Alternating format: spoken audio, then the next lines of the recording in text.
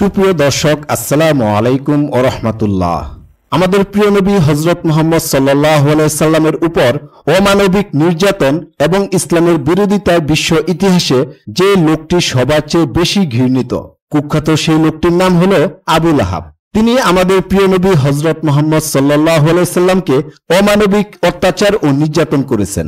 এ কারণেই মহান আল্লাহ তাআলা আবু লাহাবকে ছাড় দেননি। আবু লাহাবকে এতটা নির্মম মৃত্যু দিয়ে এ দুনিয়া থেকে তুলে নেওয়া হয়েছে, যা দুনিয়ার মধ্যে সত্যি বড় ভয়ঙ্কর মৃত্যু ছিল।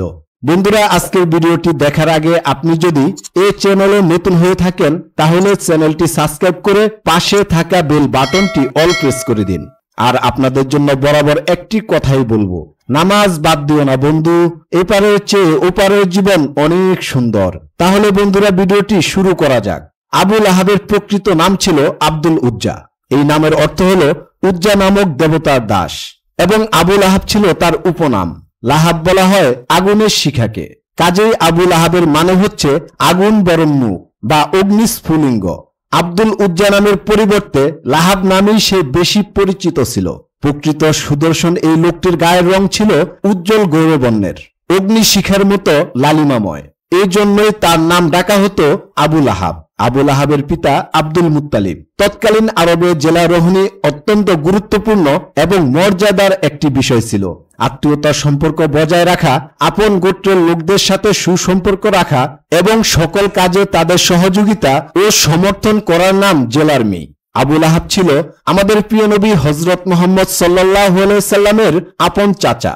বনি হাশিম এবং বনি মুত্তালিব গোত্রের সকলে যখন একজোট হয়ে আমাদের প্রিয় নবী হযরত মুহাম্মদ সাল্লাল্লাহু আলাইহি সাল্লামকে ইসলাম প্রচারের জন্য জোরালো সমর্থন করছিল, তখন একমাত্র আবু লাহাব তখনকার সময় হেজাজে বহুল প্রচলিত এই জেলা রহনী প্রথা ছিন্ন করে বিরোধী পক্ষে যোগ দিয়েছিলেন। তারপর থেকে আমাদের প্রিয় নবীজির প্রতি অত্যাচার, নির্যাতন সহ ইসলামের প্রতিটা কার্যক্রমে সে রেখেছিল বিরোধিতার প্রধান ভূমিকা।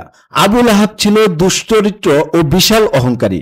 আব্দুল মুত্তালিবের 10-12টি সন্তানের মধ্যে আবু লাহাব ছিল সবচেয়ে বেশি কুখ্যাত। আবু লাহাবের অন্য ভাইয়েরা ছিল বিশ্বের ইতিহাসে অন্যতম খ্যাতিমান। দাদা আব্দুল মুত্তালিব মারা যাওয়ার আগে আমাদের প্রিয় নবী হযরত মুহাম্মদ সাল্লাল্লাহু আলাইহি সাল্লামের লালন পালনের দায়িত্ব দিয়েছিলেন তার এক ছেলে আবু তালিবের কাছে। আমাদের প্রিয় নবীজির প্রতিপালক হিসেবে আবু লাহাবের ভাই আবু তালিব ছিল অবিস্মরণীয়।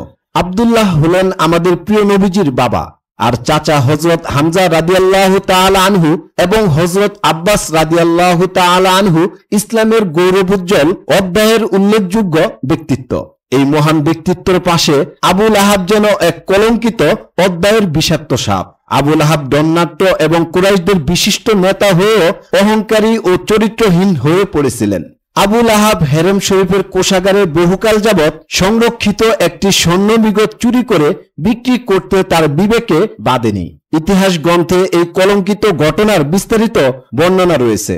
আবু লাহাব সবসময় আমাদের প্রিয় নবী হযরত মুহাম্মদ সাল্লাল্লাহু আলাইহি সাল্লামকে অকথ্য ভাষায় গালাগাল সহ নানা রকম ভাবে নির্যাতন করত। ইসলামের সূচনা লগ্নে আমাদের প্রিয় নবী হযরত মুহাম্মদ সাল্লাল্লাহু আলাইহি সাল্লাম মক্কার সাফা পাহাড়ে আরোহণ করে কুরাইশদের আহ্বান জানালেন এবং সেই সময়ে গোত্রের নেতাগণ একত্রিত হয়। সেই সময় কুরাইশদের সঙ্গে আবু লাহাব ছিল। অতঃপর আমাদের প্রিয় নবী হযরত মুহাম্মদ সাল্লাল্লাহু আলাইহি সাল্লাম বলেন, যদি আমি বলি যে পাহাড়ের অন্য প্রান্তে শত্রু সৈন্য অবস্থান করছে, ওরা যে কোনো সময় তোমাদের উপর হামলা করতে প্রস্তুত, তোমরা কি সে কথা বিশ্বাস করবে? এক কথায় সবাই বলল, হ্যাঁ বিশ্বাস করব, কারণ আমরা কখনো আপনাকে মিথ্যা কথা বলতে শুনিনি। তখন আমাদের প্রিয় নবী হযরত মুহাম্মদ সাল্লাল্লাহু আলাইহি সাল্লাম বলেন, আমি তোমাদের কঠিন আযাবের ভয় প্রদর্শন করছি। এ কথা শুনে আবু লাহাব বিশ্বনবীকে বলল, তুমি ধ্বংস হও, এ কথা বলার জন্য তুমি আমাদের এখানে ডেকেছ? আবু লাহাবের এই কথায় আল্লাহ তাআলা রাগান্বিত হয়ে তখনই সূরা লাহাব নাজিল করেন। আমাদের প্রিয় নবী হযরত মুহাম্মদ সাল্লাল্লাহু আলাইহি সাল্লামের দ্বিতীয় পুত্র আব্দুল্লাহ মারা গেলে আবু লাহাব খুশি হয়ে সবার কাছে গিয়ে বলেন, মুহাম্মদ এখন লেজ কাটা নির্বংশ হয়ে গেল। আর তখনই এর পরিপ্রেক্ষিতে সূরা কাউসার নাজিল হয়।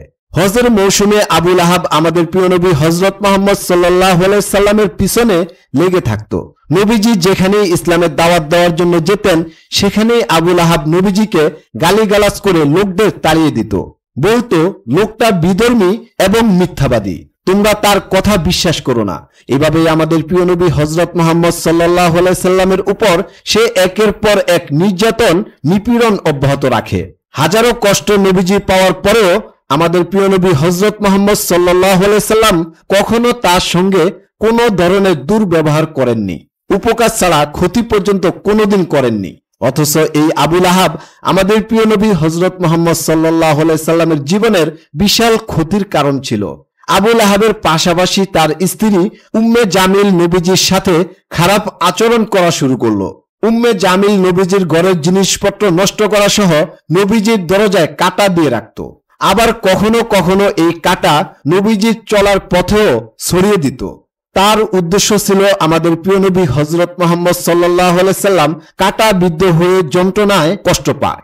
মহান আল্লাহ পাক রব্বুল আলামিন সূরা লাহাবে আবু লাহাবের স্ত্রী উম্মে জামিল সম্পর্কে সতর্কবাণী দিয়েছেন।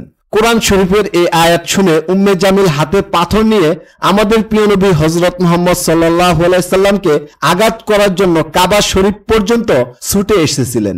উম্মে জামিলের এসব জঘন্যতম কাজে আবু লাহাবের পূর্ণ সমর্থন ছিল। নবীজির নবুয়ত লাভের পূর্বেই আবু লাহাবের দুই পুত্র উতবাহ এবং উতাইবার সঙ্গে আমাদের প্রিয় নবী হযরত মুহাম্মদ সাল্লাল্লাহু আলাইহি সাল্লামের দুই কন্যা হযরত রুকাইয়া রাদিয়াল্লাহু তাআলা আনহা ও হযরত উম্মে কুলসুম রাদিয়াল্লাহু তাআলা আনহার শাদী মোবারক সম্পন্ন হয়। নবুয়ত লাভের পর আবু লাহাবের শত্রুতা আরো অনেক চরমে উঠে গেলে সে তার পুত্রদের আমাদের প্রিয় নবী হযরত মুহাম্মদ সাল্লাল্লাহু আলাইহি সাল্লামের কন্যাদেরকে তালাক দিতে বাধ্য করে। পুত্রদের উদ্দেশ্যে সে ক্রোধে চিৎকার করে বলে উঠে, যদি তোমরা মুহাম্মদের কন্যাদের তালাক না দাও তাহলে তোমাদের মুখ দর্শন আমার জন্য হারাম। আর তার বেকুব আহম্মক অনুগত পুত্রদের পিতার এই উক্তিতে স্ত্রীদের সঙ্গে সঙ্গে তালাক দিয়ে দেয়। নবীজি শিশুপুত্র হযরত কাসেমের অকাল মৃত্যুর পর ইন্তেকাল করলেন নবীজির আরেক পুত্র আব্দুল্লাহ। এই ইন্তেকালের সংবাদ তখনও সাধারণ মানুষ শুনেনি। তবে আবু লাহাব এবং বিশ্বনবীর গড় পাশাপাশি হওয়ায় এই সংবাদ পেয়ে গেল আবু লাহাব।